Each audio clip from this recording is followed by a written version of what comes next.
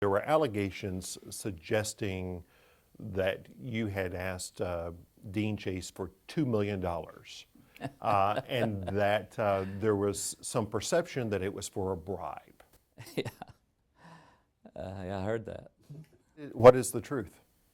Well, the truth is that I had two contracts with Mr. Chase. One was to help his son on crisis management. The other, he's a builder of nice hotels. He was going to build a Virgin hotel. He built a Westin, and I had a contract with his company to do the advertising, public relations on these hotel projects, some hotel projects in Texas. And he decided, sort of toward the end of the case with David, he sort of got mad at everybody. He got mad at the lawyers, he got mad at me, and he just announced that he was going to abrogate that and not pay me that. So I opened up a negotiation to get the monies owed me and the value of that contract. And the $2 million number, he just got confused about.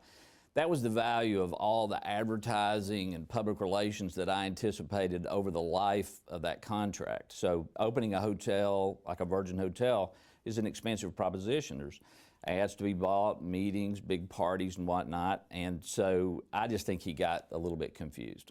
So there was a text message that was entered into the court record where David Chase said, "My PR guy went beyond the extortion of me and told my dad he needs $2 million to make this go away." Yeah, I actually talked to David that day, and he and I got everything sorted out.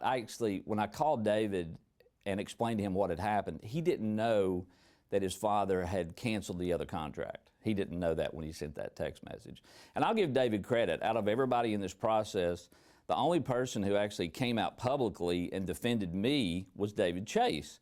Now, he didn't do a great job of it, but he did as well as he could, and I'm grateful for that. Was there ever talk that you needed money to make the case go away? No, not at all. I mean, I figured out how to make the case go away, and it had nothing to do with money. I mean, I never spoke to the DA, for example, and there's a really good reason for that. I don't like him. He doesn't like me. We have no relationship whatsoever. I worked for his opponent when he ran for DA, and I'm likely to work for his opponent when he runs for re-election. So there's no relationship there at all. What I did to help make the case go away was to execute a strategy that I developed along with the legal team. And Cindy Chase was asked during her deposition, was your perception that Bill Fletcher wanted $2 million to bribe someone? And she said, I think Dean inferred that was the purpose. Just to throw out the question, Yeah. Was there ever any talk of bribing anyone? No, not at all. And it's ridiculous on its face. And I will say this about Dean Chase. Dean Chase is one of the finest gentlemen I've ever met. I think he's a high character guy, and he's a great builder, but he's not a developer. And his son dragged him into the deep end of the pool. They got a terrible financial mess, compounded by the son's bad decision making. And I was really happy to help get them out of that. I think during this time, Dean was under incredible pressures. Hundreds of thousands of dollars spent on attorney's fees, millions of dollars tied up in a piece of land and trying to build a Virgin hotel on it. And I just think he got confused during that period.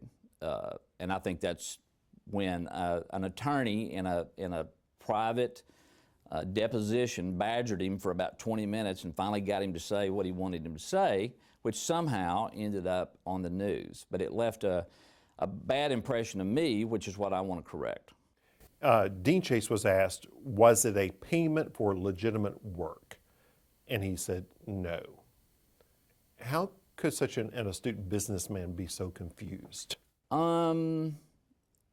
It's actually pretty simple. As I said, Dean is a builder, he's not a developer.